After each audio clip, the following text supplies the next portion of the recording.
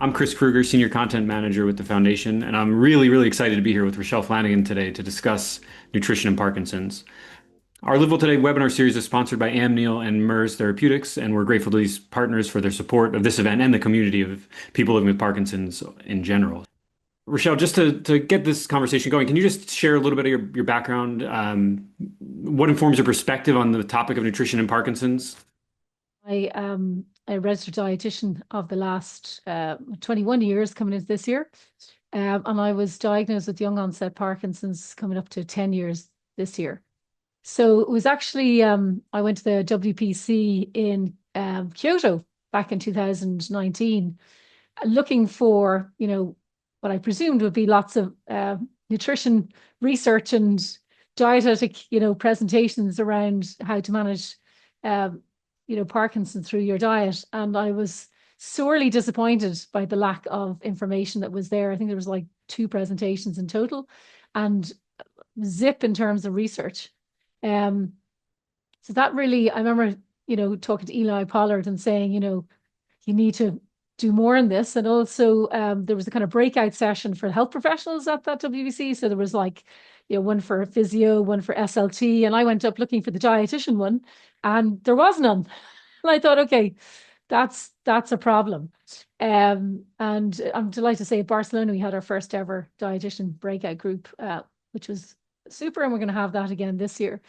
So I suppose as, a dietitian, and dietitians basically are the qualified professionals to give nutrition advice in relation to chronic diseases, including Parkinson's.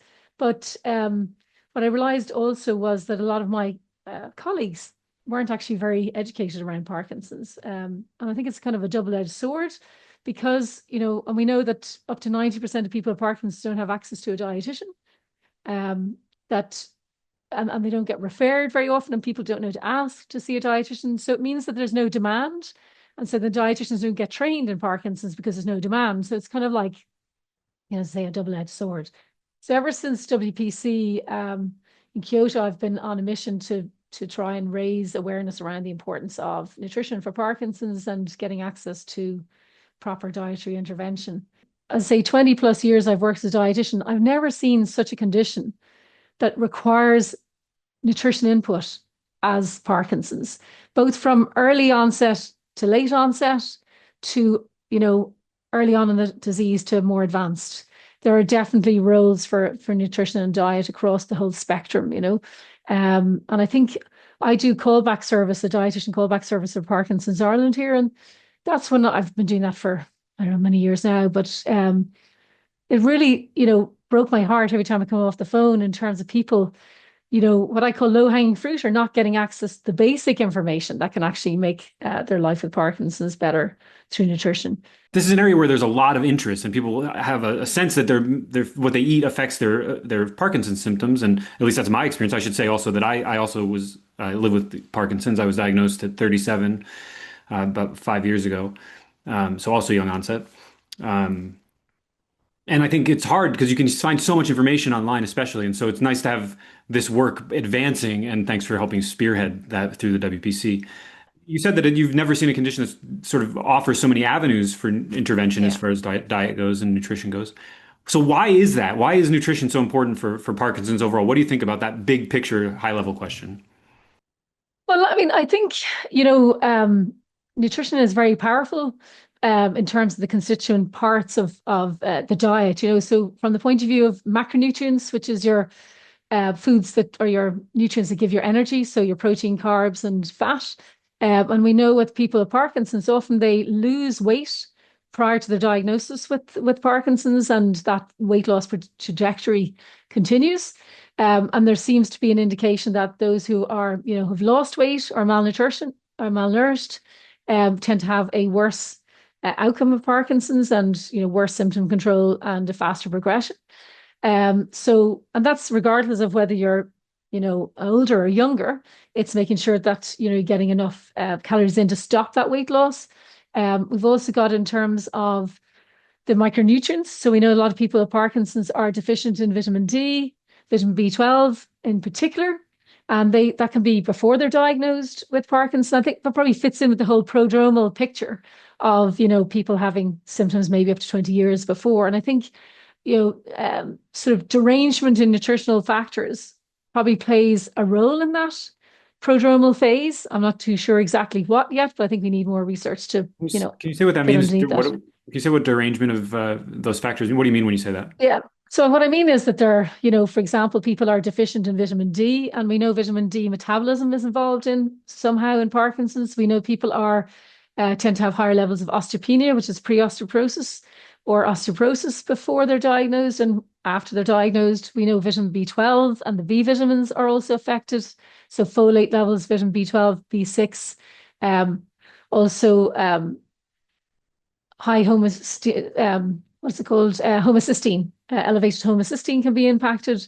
So that's what I mean in terms of that sort of derangement of the cofactors, the vitamin cofactors in our bodies are out of whack. And there's some reason that's happening in Parkinson's, and we haven't enough research to actually get to the bottom of that.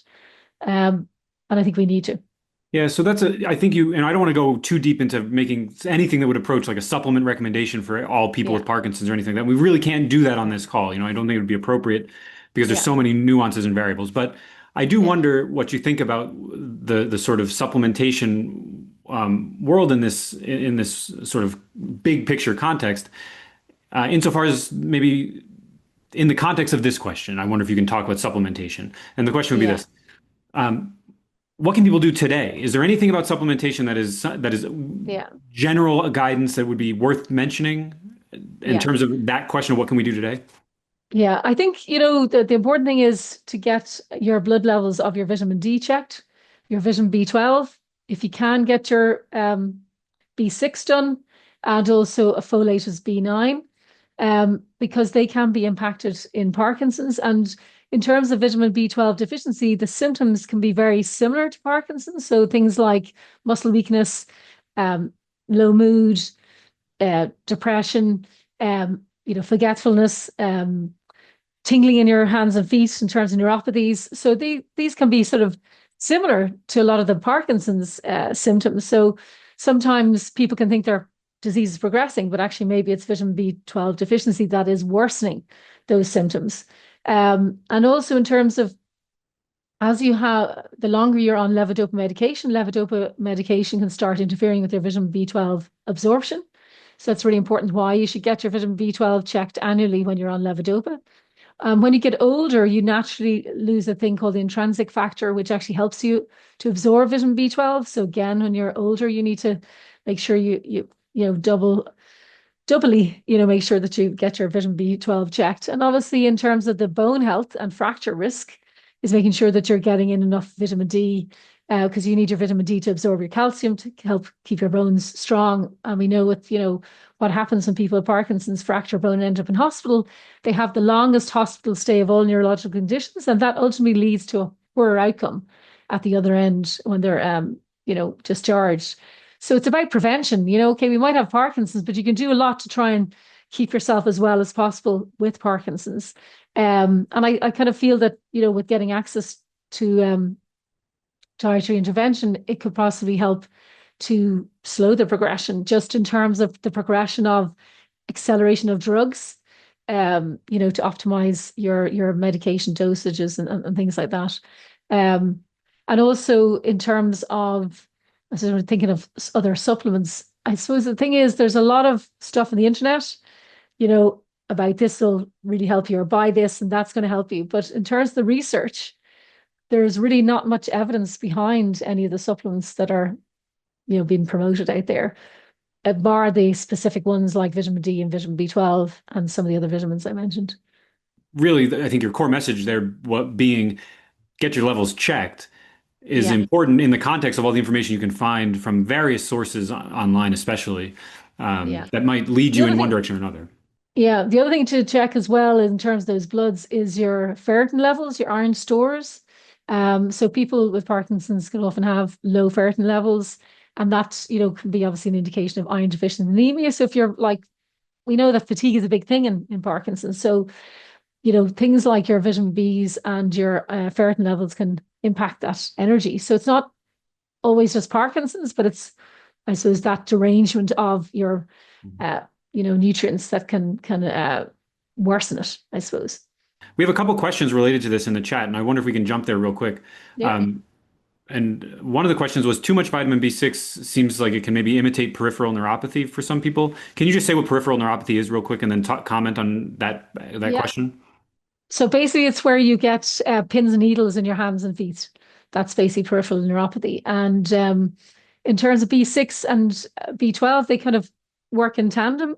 So you can have excess, too much vitamin B6, and that can have negative impacts on, symptoms, neuropathy symptoms as well. So it's about, making sure that you get all of those levels checked, because they all sort of work in tandem with each other. And things like high levels of folate can actually mask vitamin B12 deficiency as well. So, yeah. Well, that's interesting. So I guess in that context, it might be good to make sure you talk about what you're eating when you're with your physician when they're ordering the testing to determine your levels.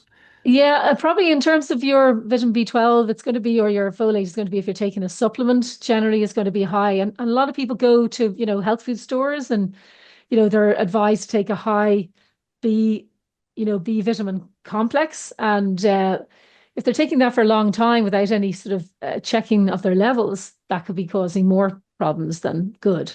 Yeah. So, yeah. So that points to another question that was in the chat here. Is it different to get B12 or other vitamins, I suppose, from food versus a supplement? Is there a reason to recommend one or the other? Yeah, so ideally, if your levels are normal, then you can, keep up your vitamin B12 levels from your diet. But it primarily is in terms of your meat sources of vitamin that provide your vitamin B12 and your dairy. So I know sometimes within the community, people are, reluctant to eat red meat or dairy foods. But again, it's about having, a moderate amount of these foods help to, keep your vitamin B12 levels. Now, if you're vegan or vegetarian, you need to make sure that you take something like nutritional yeast flakes that have vitamin B12 in it. So you need to supplement if you're vegan. And if you're vegetarian, probably less so, but you still need to keep an eye on it and potentially, especially if you're cutting out dairy or on top of that. If you need to take iron, how does that affect when you would Yes. take your carbidopa levodopa? And the other question is just generally about timing of medication. And a person Yeah. wrote in that said I find that I cannot eat in the morning because it'll interfere with my medication, and I generally avoid protein until the evening. Is there anything I can do for protein during the day that won't mess with my meds? Yeah. Okay, lots of questions there. So the iron, basically you need to take your levodopa at least 2 hours separate from your iron tablets because it competes for levodopa absorption. Also in terms of magnesium, those of you who might be using magnesium to help, with your sleep, or sometimes people think that might help their bowel movements. Again, 2 hours separate from your levodopa medication. So that's really important. In terms of the the last point you made there, gone out of my head. But anyway, in terms of the timing of, oh yes, it was about the person there saying about not being able to take the medication or food in the morning. So one thing is in terms of levodopa, especially when you start on it, it can cause nausea. So it's important to take a little bit of, a bit like pregnant women when they're nauseous in the morning, is to take a small carb snack to help with that nausea. So the advice generally, so this is what I mean about low-hanging fruit. When I started out, all of the medications, levodopa medication inserts in the drug boxes will actually say that to take your levodopa medication separate to protein-containing foods, because basically protein breaks down into amino acids. Amino acids basically cross the same point in the brain as levodopa does. So it basically interferes. So it means that you don't get as much of that levodopa into your brain where it needs to help your symptoms. So the recommendation is to take, your levodopa at least half an hour before your meals and 1 to 2 hours after your meals. Now, obviously, if you take it before, that's easier because you're generally sort of coming more fasted maybe between your meals. But if you take, your levodopa tablet after, say, a big, I don't know if you call it carvery in the States, but, you go out to a pub and you have your steak and chips and whatever, that is going to take a long time to digest. So if you take your tablet with that meal, the tablet is going to stay in your stomach. It's going to degrade and it's never going to make it to your intestines, where it has to get into your bloodstream from there and travel to your brain. So you need to make sure to take the tablet, so if it's an hour, if you have like a bowl of vegetable soup, well, probably, taking it an hour within the hour after that is going to be fine because it's not high in protein. But if you're taking, say, a big steak, that's going to interfere. You're going to have to wait till that digests well. So probably at least 2 hours. So I was amazed at the amount of people who didn't know that when I started first, doing callbacks for Parkinson's Ireland. And many number of people sort of reported that they improved their symptoms just with that one little adjustment. But there are nuances to that, which I subsequently, found out in terms of other calls of women in particular was sort of saying to me that they were getting dyskinesia. So that's a whole other sort of area. So basically what happens is obviously when you separate your meals from your levodopa, you absorb more of your levodopa. Dyskinesia is a result of having too much levodopa in the system. And so if you separate your meals from your tablet, you're going to absorb more levodopa. So if you have dyskinesia, it's going to make your dyskinesia worse. Does that make sense? The same dose could have a very different impact depending on not just when I eat, but what I eat when I eat it. Yeah, yeah. And unfortunately as well, when you are on sort of more than 4 doses a day, that can be quite complex in terms of timing, half an hour before an hour. And it becomes a kind of mathematical, equation trying to work it out. And that's very hard if you're living on your own and you're an older person with Parkinson's. It's hard for a younger person in terms of that cognitive, executive functioning, trying to plan things, it can be quite a difficult situation. So interesting that person there I mentioned about, they don't take much protein during the daytime, they take in the evening time. That's what we call like a protein redistribution diet. So where, if you don't have dyskinesia, you basically are having on-off fluctuations.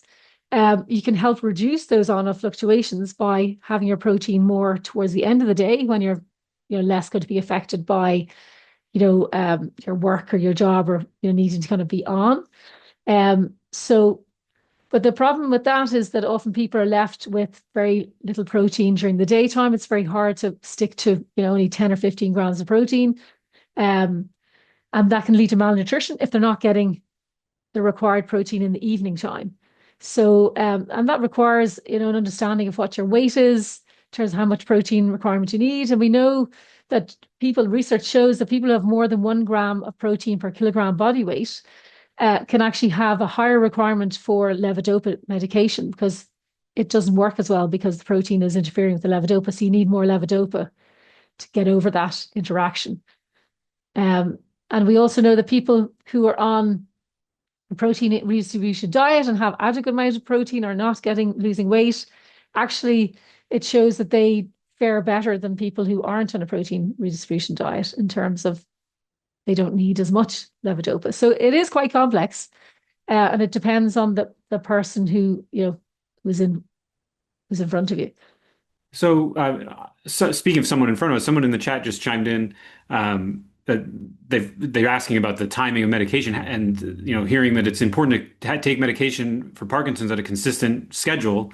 But if you're going to make adjustments based on what you eat and when you eat it, if that's a changing day to day, meal to meal potentially, like, do you have any thoughts about how to juggle that? I mean, is this, and maybe I'll add this little nuance here. Some people write into us occasionally about intermittent fasting as another way to approach changing their timing of their diet. So maybe you can comment on that too in response to the question about timing and changes in diet. Yeah. Well, I suppose, to a certain extent, intermittent fasting, what it's going to do is it's potentially going to improve symptoms because you're fasting. So you don't have the protein that's going to interfere with your levodopa.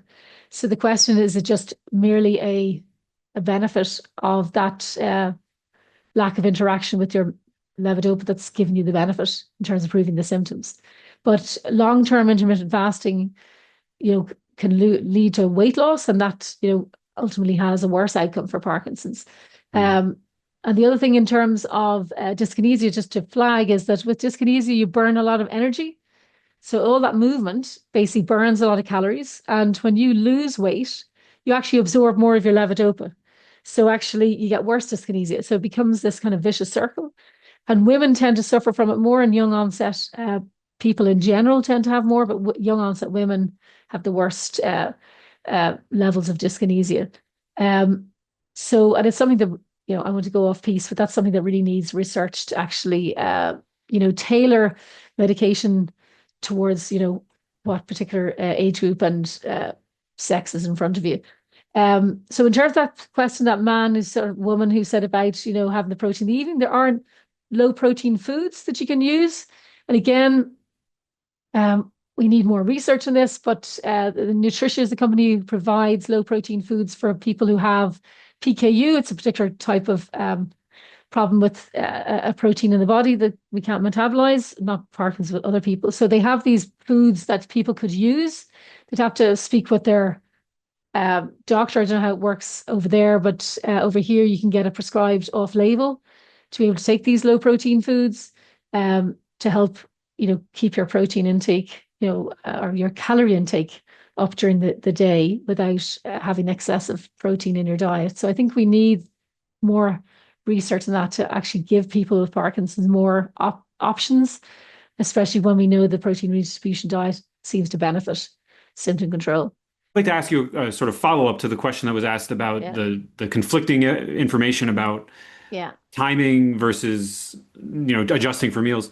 Do you think that this is the same sort of situation where some physicians might say, if you're exercising really hard or even at all, and you think you'll use more dopamine at that time, so maybe you take another half tablet or full tablet. Yes. Is that the same sort of situation here where you might ask your physician, look, I want to go out to get a steak once a month with my family, and it really messes with me.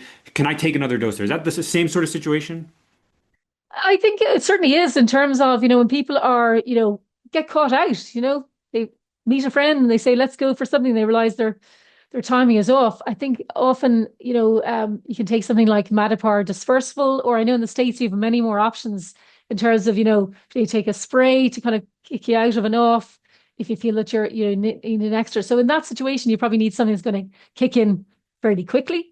So I think it is something that needs to be considered around when people are, caught like that and want to partake, that they have an option, an extra dose, because basically that dose is just, it hasn't been effective, so you need to take another dose to kick in, so absolutely, I think it's very logical.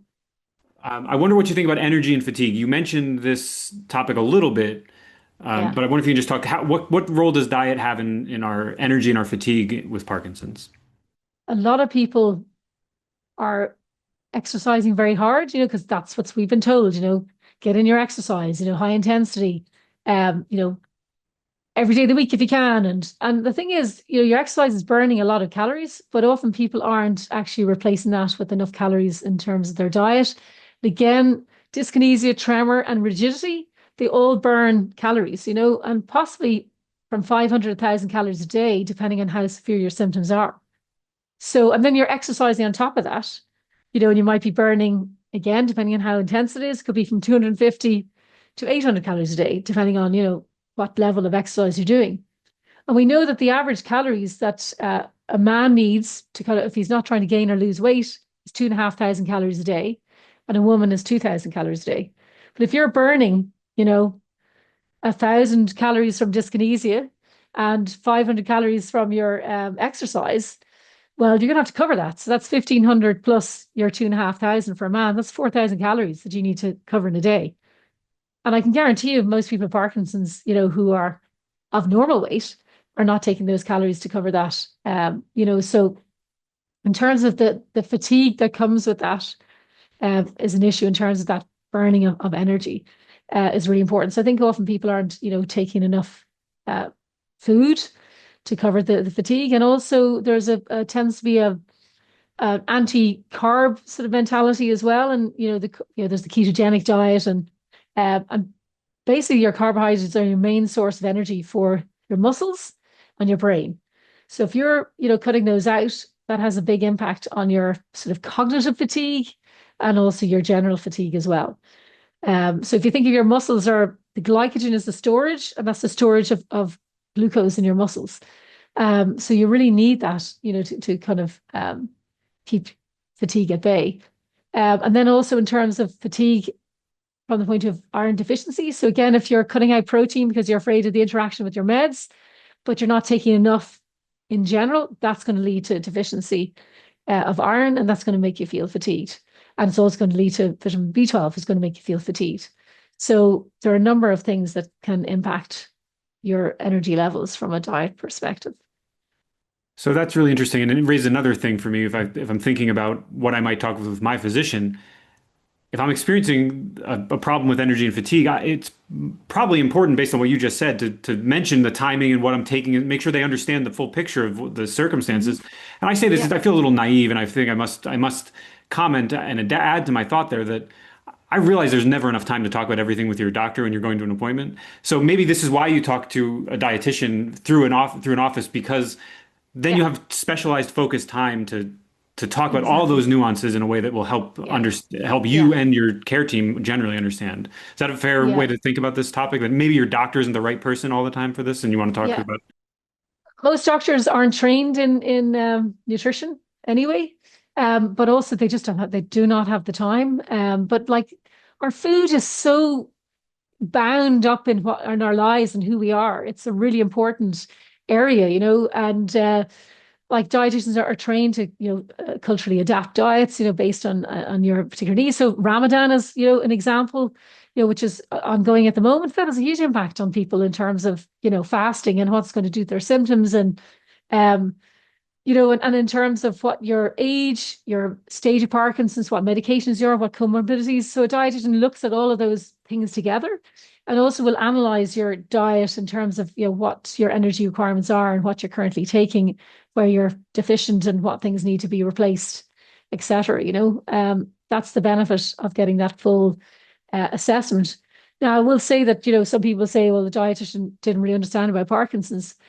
What I would say to you is to challenge them and ask them, to find out more about it, and that you really need the help, for them to kind of understand the nuances and point them to resources, that'll help them sort of learn and help you, improve your diet. So I think not to give up on a dietitian the first time if they're not, challenging them a bit.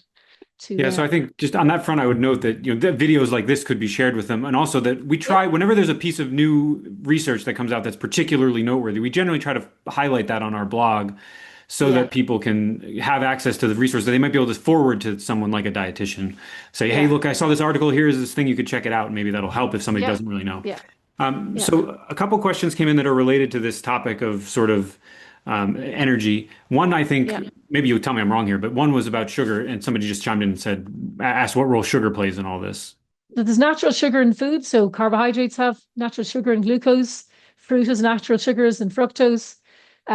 Lactose is the natural sugar in dairy, and they're all good foods for us to have.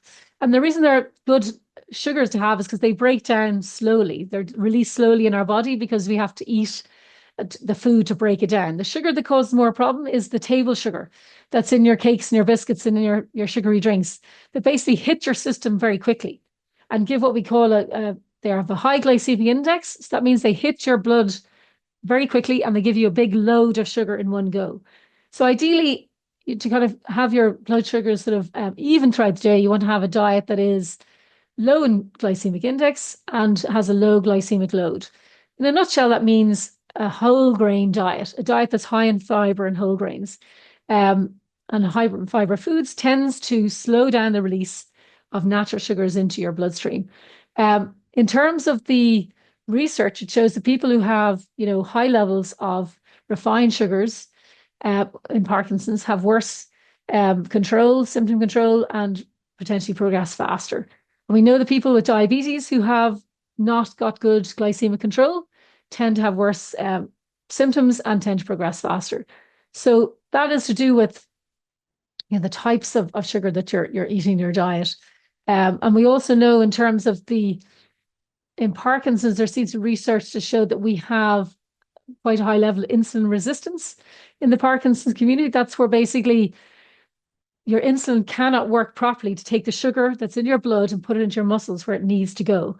So if you've got insulin resistance, that can lead to energy fatigue, because basically the energy is not getting into your blood, into your muscles, your brain. It's staying in your blood because your insulin's not working properly to get it into into the cells. So that's why I think also exercise potentially is one of the reasons why exercise is very beneficial in Parkinson's. It helps to reduce insulin resistance and improves uptake of your sugar into your brain and your muscles. So that's one of the reasons. And they think with Parkinson's, there is what they call a type 3 diabetes, where basically the brain, its ability to, metabolize glucose is affected. But that's where I think maybe the exercise comes in. And that's where I think diet alongside the exercise could potentially be a very powerful combination. And we know that from people with diabetes. So I often describe, people say, like, I'm afraid to take my start and levodopa medication. And I say, well, it's like type 1 diabetes.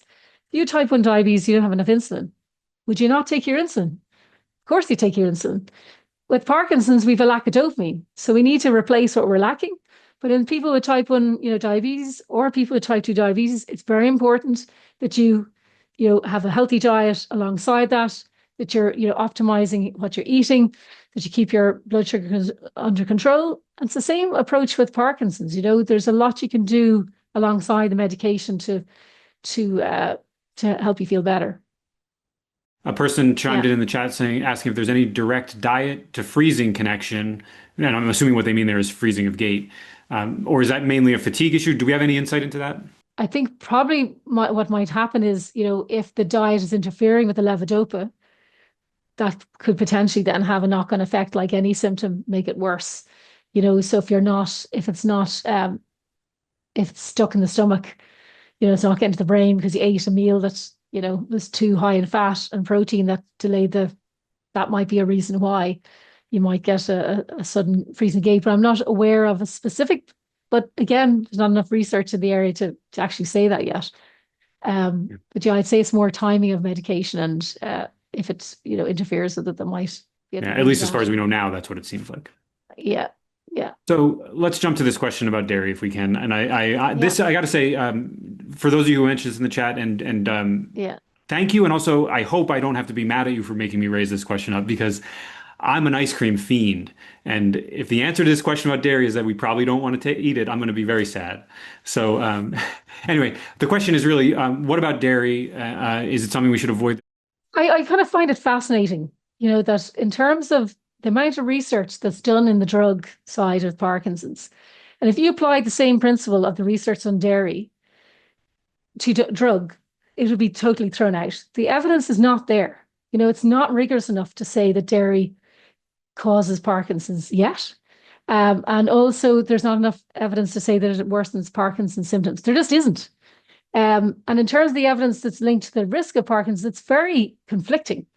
And it differs depending on what country you're in, which I think is an important factor in terms of, maybe it is to do with pesticides in terms of, but also it's to do with farming practices, within. So pesticide usage would be higher in the States, for example, than would be in Ireland. So I think dairy is almost, I kind of feel dairy is, there's something else going on besides the dairy. So dairy is a kind of a marker of something going on, but I don't think it's necessarily the dairy and there's also a difference between men and women. What's that about? In terms of the dairy intake having more impact on men than women. I don't know what this to do with uric acid. That's, part of the picture. What I would say is, rather than people focusing in on poor dairy, because actually, in terms of dairy, is actually shown to benefit cognitive health. So if you cut out dairy, it's going to have it also is important for your blood pressure, your heart health. There's a lot of very important nutrients that you get from the dairy matrix. It's not just your calcium, it's your vitamin K, it's your magnesium, it's phosphorus. So there's a whole load of range of things.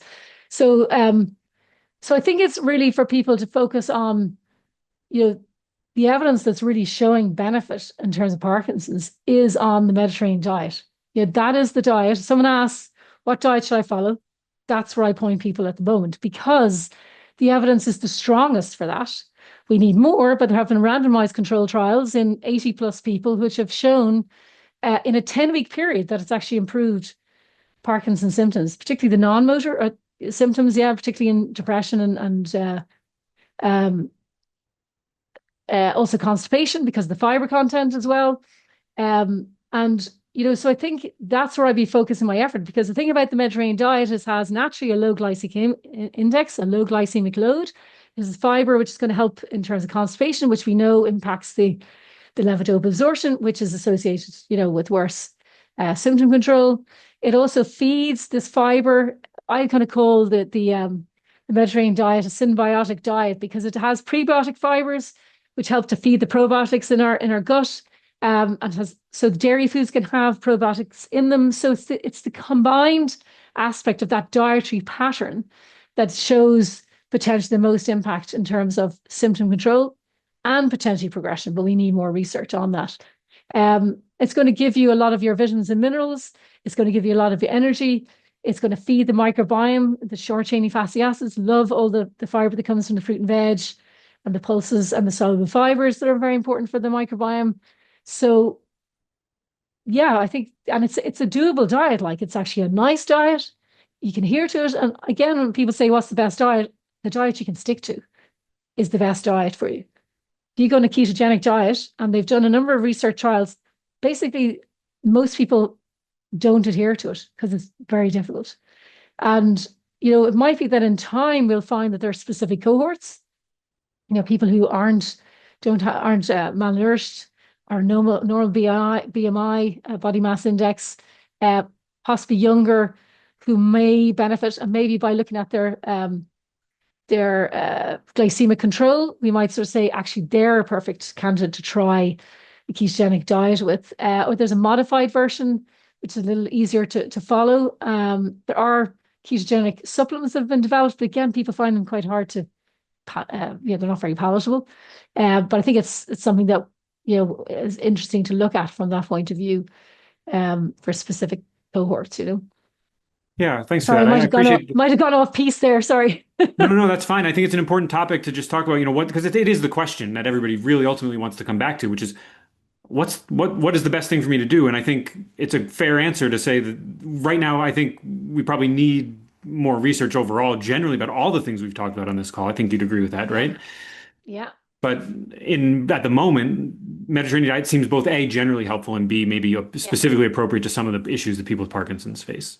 Yeah. And the reality is that most of us, have other things going on as well. The Mediterranean diet is shown to be beneficial on a number of levels, in terms of reducing autoimmune conditions, improving blood sugar control, helping with other brain conditions, heart disease. So there's lots of benefits for following that diet, so for other reasons besides Parkinson's, So I think we should probably jump to another really important and big topic, which is general gut health, and in particular constipation with Parkinson's.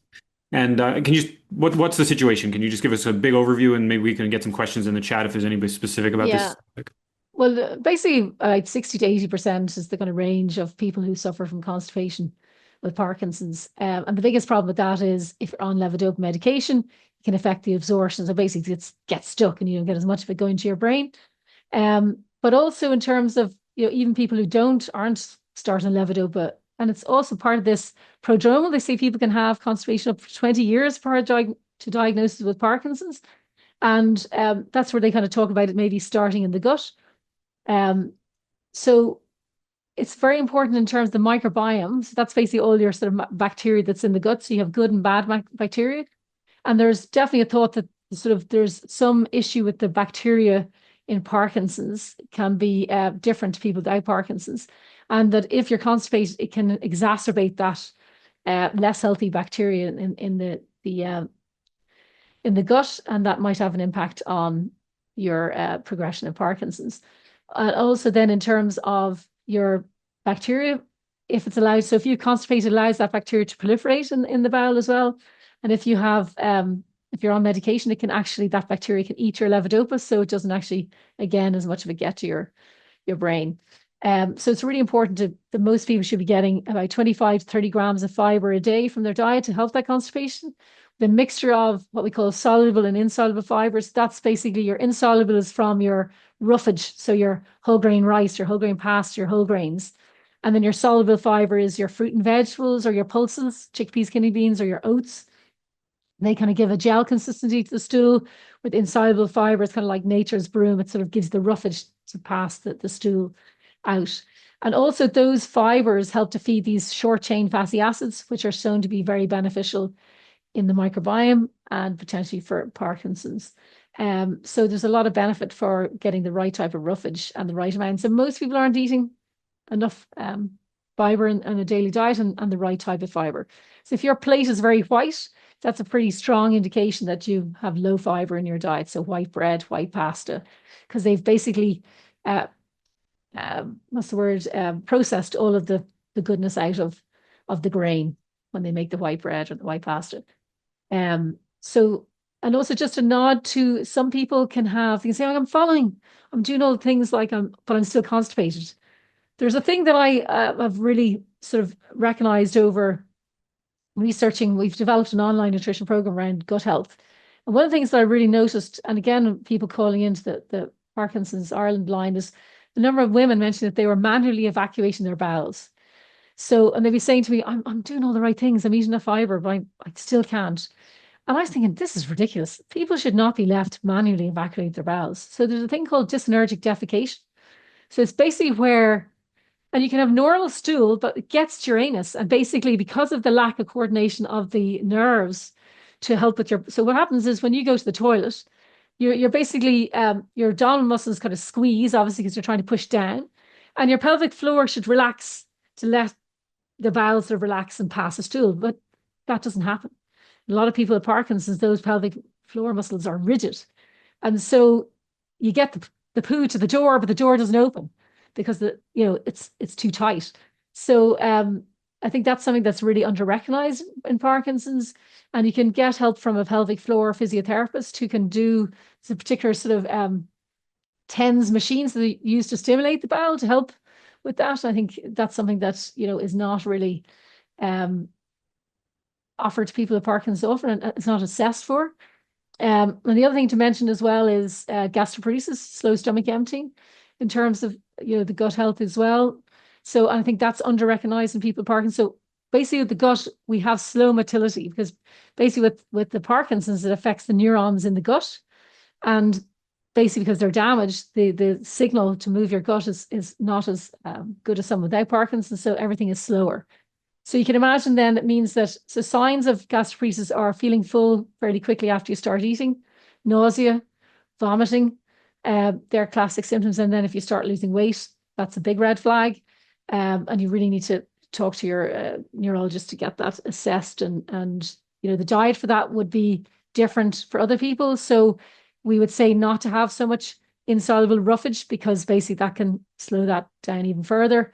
Having soluble fibers is easier, and also having more liquid or what we call a small particle diet, where you sort of break the particles of the food up so it goes through the stomach quicker.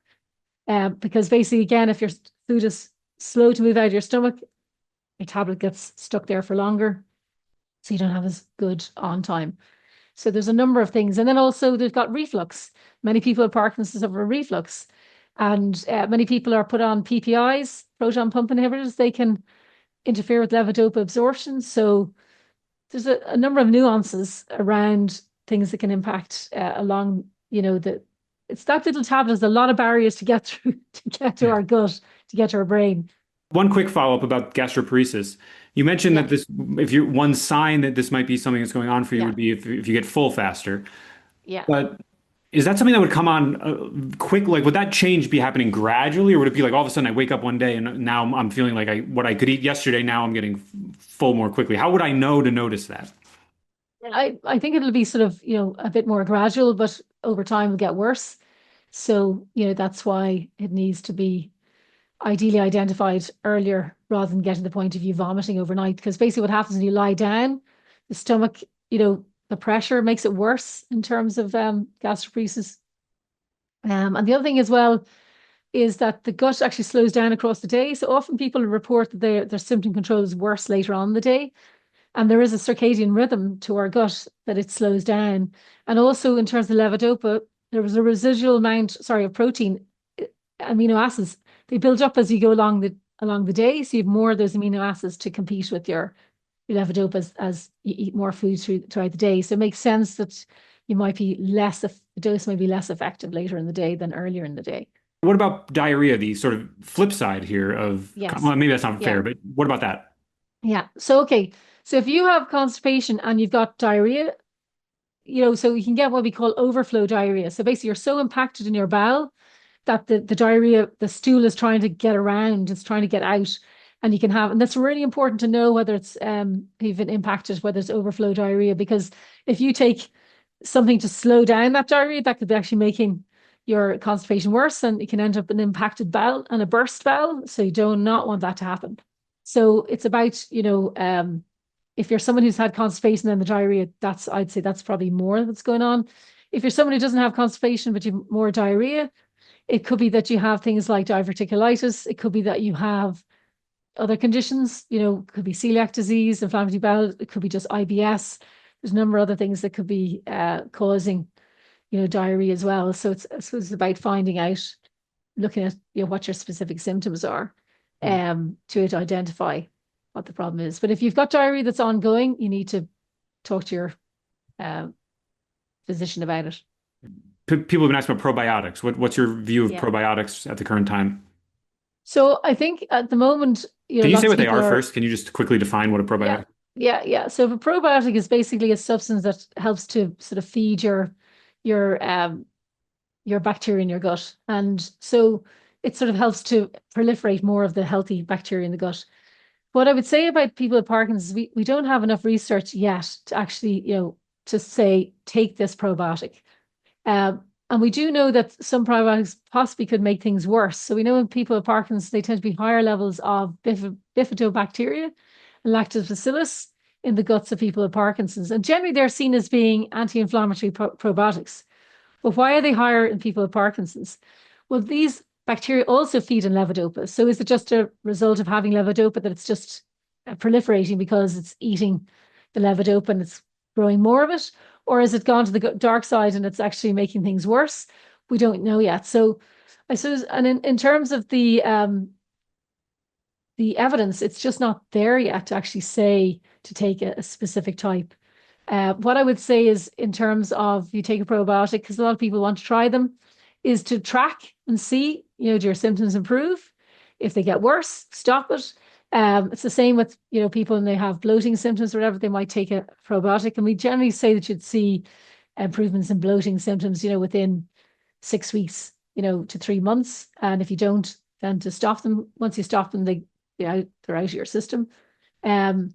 So I think it's a very interesting area. I think, in terms of the potential is huge, but we're not there yet in terms of, saying to take a probiotic. And again, when you look at the Mediterranean diet, it pretty much does what that probiotic supplement is going to do. So, it's a bit more hard because you have to put more planning into it in terms of eating than popping a pill. But actually, there's much more evidence for it than a probiotic at the moment. And just for clarity, what you mean there, I think, tell me if I'm right, is that the Mediterranean diet has potential to help balance the microbiome in a way that we would want a probiotic to do for us if we knew what was the right thing to do for Parkinson's. Yeah. So, I mean, if you could take, the Mediterranean diet in a pill, great. But the thing is that we know through research that generally the benefit of nutrition comes from the dietary foods, and the combination of those foods together is the power. There was a lot of time where people just focused on research into the individual vitamins and minerals, and they realized they weren't having an impact. But when they actually looked at the foods, they saw that there was this synergy between the foods that actually is the power, that packs the power in nutrition. Alcohol, yay, nay, what's the word?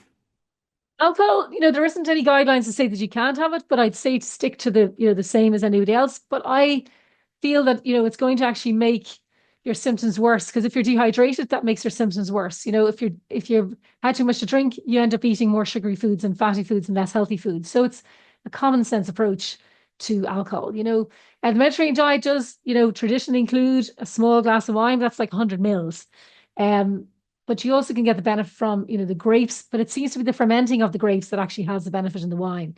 So, like at the end of the day, we need to have joy in our lives too. So it's about, again, you liking your ice cream, as long as you're not eating, ice cream every day and you're not drinking alcohol every day. And, it's the same principles in terms of, everything in moderation. I just saw someone there ask about prebiotics as well. Prebiotics, again, in the Mediterranean diet. So prebiotic foods are things like onion, garlic. So that's why they talk about a thing called sulfrito. So when you cook onion and garlic together.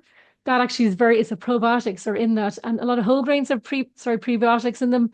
So again, that's where the foods actually have a lot of these prebiotics in them naturally.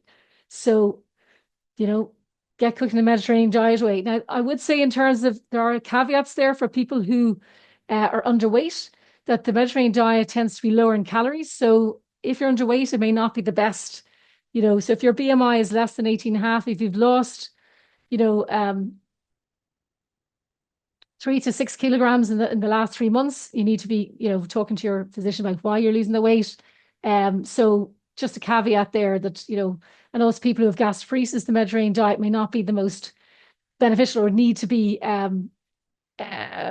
adjusted to take into account with that slow stomach emptying, because if you've a lot of that fiber in, it's going to make those symptoms worse. So that's where, again, you need a more tailored approach if you're kind of got individual things going on. Thanks. So, we're at our hour, and I think we should wrap up. And before we do that, I wonder if we can maybe fit one last question in here that's maybe more personal in a certain way. I'm interested in knowing if you think, I'll put it this way. This is all really, like, it's great to have this information. We have so much we can do as people living with Parkinson's to live well today, but it's not easy. And No. so, we can talk all we want about the steps we can take in this regard, but at some point, it's not going to go well, and we're going to mess up. We're going to eat something we shouldn't have eaten. We're going to have our medication not hit well. So, on a personal level, how do you navigate that feeling when especially in your situation where you have all this information, much more than you shared with us, I'm sure. Yeah. But I'm sure also you sometimes don't do what you maybe should do. So how do you recommend, or how do you personally, what can we do there? How do we navigate that guilt and the sort of feeling that we need to do all these things and we can't always knock it out of the park? How do we deal with that? Well, like we've developed an online program on the Mediterranean diet, and a big part of that, what we focus on, is self-compassion. It is actually realizing that, sometimes we have bad days, and what it's about is adjusting your diet. So on the days that you're going to have a bad day, you have the ready meal that you've chosen that has healthy ingredients in it. You don't beat yourself up about having it, but it's better than having a takeaway, or it's better than having, you know, so I think it's about planning and not beating yourself up about those bad days, but having a bit of planning ahead so that you have things in the freezer that make it easier for you to eat healthier when you're not, up to it. And also when, like you have an ice cream, not to be like, people are sort of, I think, get very, there is sort of fear mongering around, say the dairy, for example. And I've seen people who've actually got worse following vegan diets and because they've lost a lot of weight. And that ultimately has a worse impact on their dyskinesia, for example, or their energy. So I think we need to have like a more practical approach to it. And an 80-20 rule I feel very passionate about is 80% of the time, we do the best things we can. 20% of the time we have, the parties, we have the goings out, we have the slips, I think that's my approach anyway, and I think in terms of, the Mediterranean diet, it's actually quite straightforward, but it just needs a bit of planning and a bit of, help around what kind of foods and and the thing is to do that when you're feeling well with your tablet, like not trying to be cooking a meal when you're off, because that's going to, be a disaster for everyone and everyone's going to head to the takeaway instead. So a bit of forethought can help. I think, so yeah. Well, thanks for that answer. I think I appreciate the idea of self-compassion. And I also would add to that in your community, you can show that to each other too. I mean, you can demonstrate your self-compassion, but also offer it to each other. And I think that that's one of the things that can really go a long way. And it's a reason why social isolation is so tough for people with Parkinson's. So if you know somebody that's having a hard time, give them a hug, give them a call, offer some support, because I think it means the world to me when I get it, because it is hard to do all the things that we know we should do. And the other thing is, offer to cook them a meal, and the other thing is, with Parkinson's, we lose that sort of automaticity. And I think that's also in terms of motivation, people find it very hard. So we have to rely on sort of external scaffolding. And that includes, pairing with a buddy in terms of like exercise. We might be pairing with a buddy and saying, let's look at this Mediterranean diet together and let's, cook meals and find recipes and, share ideas. And, there's so much talk out there around exercise. I think there's not enough talk around, there's much more talk about, giving up dairy and probiotics. But actually, if you just come down to the fundamental, eating better is going to do a lot of people a lot of good with Parkinson's. Richelle, thank you so much for taking the time to join us, and I'll look forward to connecting with you again soon. Thanks a million for having me on.